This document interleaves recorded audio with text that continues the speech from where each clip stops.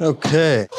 I'm going to talk about some movies that I watched recently. 4 movies. I want to highlight the one I saw most recently first, Grand Theft Hamlet. I don't see this movie getting a lot of attention or conversation generally, and it is such a unique idea and it's so funny. This movie was shot entirely inside of the video game Grand Theft Auto Online, and it kind of started as an idea of 2 actors, Sam and Mark, that during the pandemic lockdown in England started to basically play a lot of GTA 5. And they are both actors, and since they weren't working and they couldn't leave the house during the lockdown, they decided to put on a stage rendition of Hamlet, but inside of the video game GTA. And the partner of one of them, Sam's partner, Penny, is a documentary filmmaker, so she decided to join in and film and edit this movie. So the movie is made by Sam and Penny,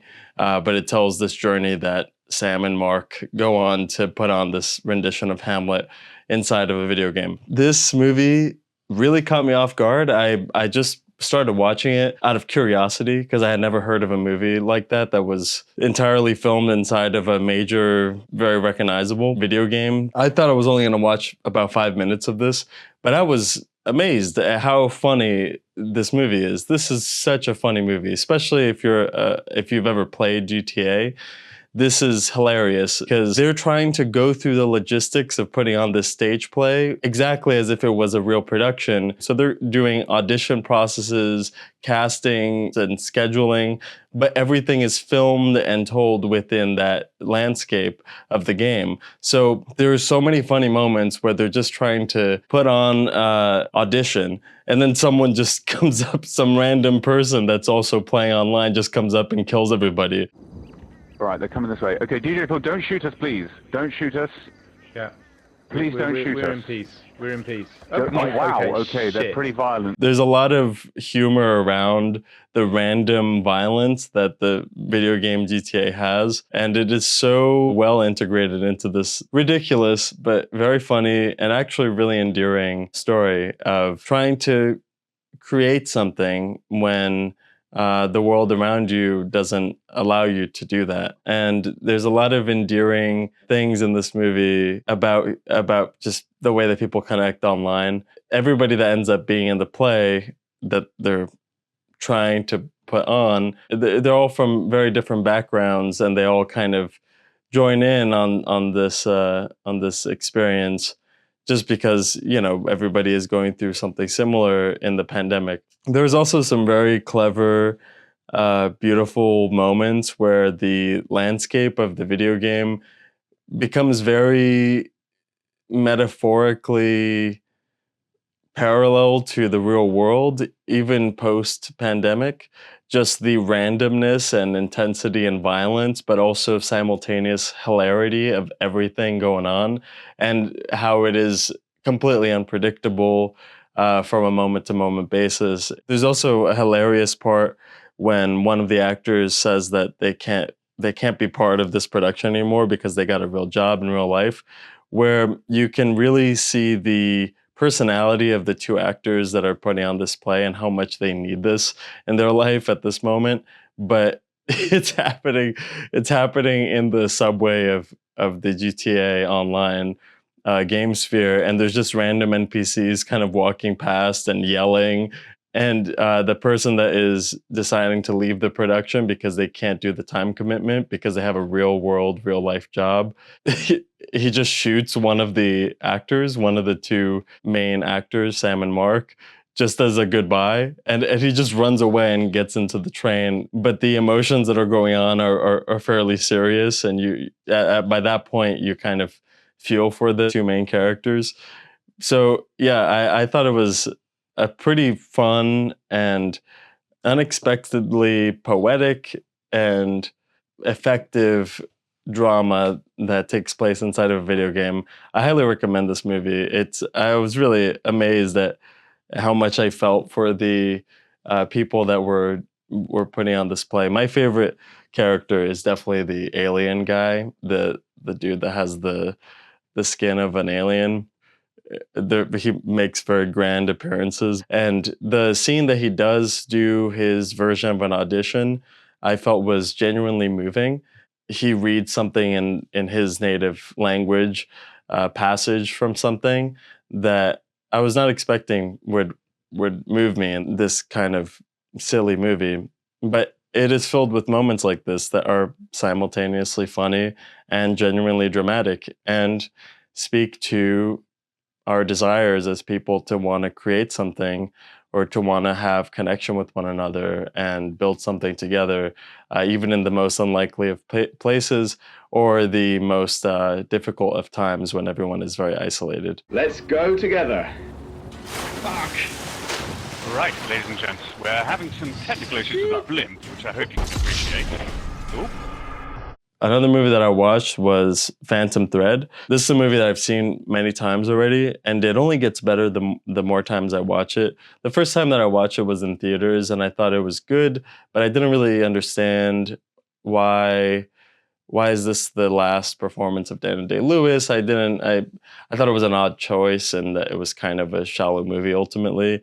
But the more that I watch this movie over the years, the more I have an appreciation for how detailed it is and how emotionally profound it is. I just love these characters more and more the more times that I see them on screen. They have so many details that are there to be appreciated the more times you view this movie. The synopsis of Phantom Thread is a tailor of high-end dresses in the 1950s in England, and his falling in love with a woman that he meets on the countryside. And he's a very obsessive and controlling person who's not very self-aware, and she is not exactly that way, but their love is very intense, and it's about their trials and tribulations of getting to know each other and connect. It is a really beautiful story, and it is kind of crazy, the solutions that they arrive at, this couple, to make their relationship work. But it is also very smart in the allegory that it's making for what some partners can see that the other can't, about themselves or about the other. It is a really beautiful movie. And I find that the elements that are obscured in it, especially well made, from the empty spaces that make it seem like there should be someone in a part of the frame, which does happen a few times in the movie, and then is made literal in one scene where there is an empty space where there is someone that only one character can see there in that frame. That is the most moving part of the movie for me. I really adore the details of this movie. Also, the princess's dress kind of fading out of the frame, just going out of the frame just at the moment of a pivotal proposal that Daniel Day-Lewis's character is doing is so gorgeous and well done. These moments with the camera, with the framing and with the movement of the camera, even if you're not paying attention to them consciously, they seep into the experience of watching this movie in a very beautiful way. It's very rewarding. And the music, whew, the music is so good, expertly done. Johnny Greenwood, love him so much. I wish he did more scores. But this video that I saw goes into it more in depth in terms of music theory and how it's obscuring this theme of a phantom thread that is in the story, but it's also in the soundscape. It is really, really good. It's definitely one of my favorites by Paul Thomas Anderson. It is deceptively simple in its presentation, but it is profound in what it achieves, and it is worth rewatching many times. I highly recommend.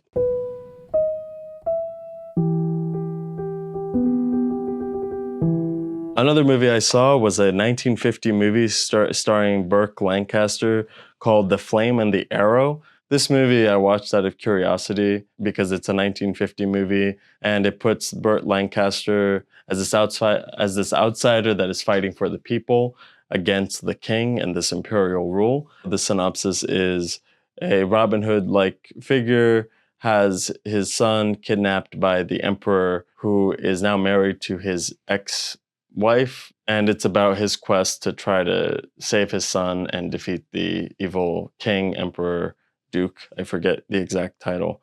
I thought it was really fun, really adventurous, but it is very much of its time. There's definitely some weird things in this movie, some weird women in chains in a way that is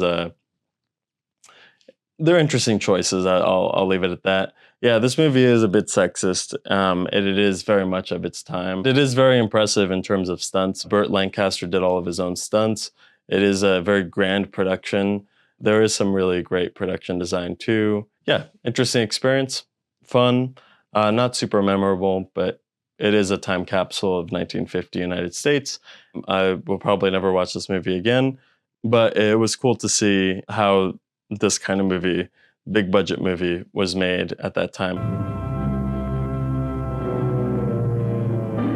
And another movie that I watched was last year's 2024 Challengers. This movie was fucking awesome. Oh my God, I wish I had seen this earlier. I wish I had seen this in theaters because the camera work in this movie is fantastic. The best of Luca Guadagnino's career that I've seen so far. It's so innovative, really good score, really good acting. It tells the story of two rival tennis players that are kind of in a love triangle with Zendaya's character. She is married to one of them, but they have a long storied history, and this movie kind of explores that history. This movie is really fun. It's a great movie. I really particularly like the atmosphere. There's so much detail when it comes to sound and the continuity of certain elements that are introduced into the story, like, for example, wind. And it is present not only in moments that are very explicit, where there's a lot of stuff flying around because there's a lot of wind going on in the setting of the story. There's almost like a storm of a windstorm that could prevent them from playing their tennis tournament. But it's also there in subtler moments, like when they're playing the final match. You can see in the wide shots the trees are moving wildly, and it kind of creates an interesting visual element that connects to the emotional story that's going on. These winds and this nature that's flaring up while they're playing this very rigid game that has to be a particular way, that has a lot of rules. It's a great study in atmosphere and sexual tension, especially. It's fantastic. That sauna scene was amazing. I do wish that there were sex scenes in this movie, though, because it is a movie that is sort of showing tennis as a sexual act, as if those were the sex scenes in the movie. But I feel like it could have gone farther. If there was one more explicit or direct sexual encounter between the characters, I feel like that could have added more to the actual tennis match scenes. What am I, fucking 6 years old? I can't see a guy getting sucked off by another guy? I also found that this was the best performance I've ever seen by Zendaya. I thought she was so strong in this movie. She is playing a character that I've seen many times, that is this kind of grumpy, kind of closed off character that is always kind of in a pissy mood. And I wish that she played different characters or had a role that could be more wild for her, because she's clearly a very good actor. But I felt like her interpretation of her character was the strongest performance that I've ever seen by her. It was great to watch. The two leads are also fantastic. I felt the brunette character, I forget his name, this guy, I felt like he gave the better performance out of all three of the main characters. And I felt like his character had the most tension and dramatic weight out of the whole story.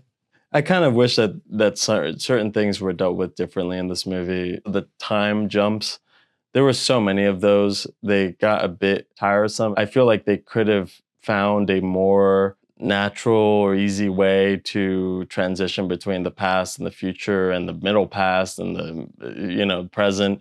That is one criticism that I have. But other than that, technically fantastic movie.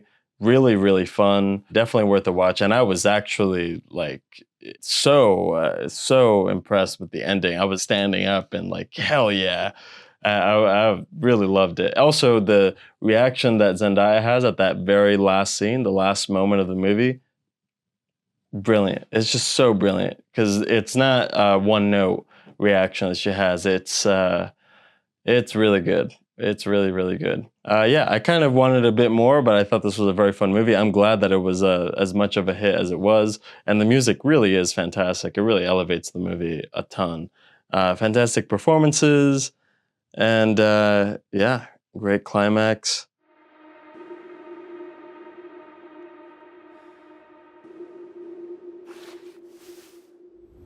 And that's pretty much it.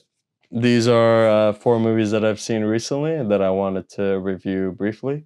I hope you have a good day and that you check out these movies if you feel like it. See you next time.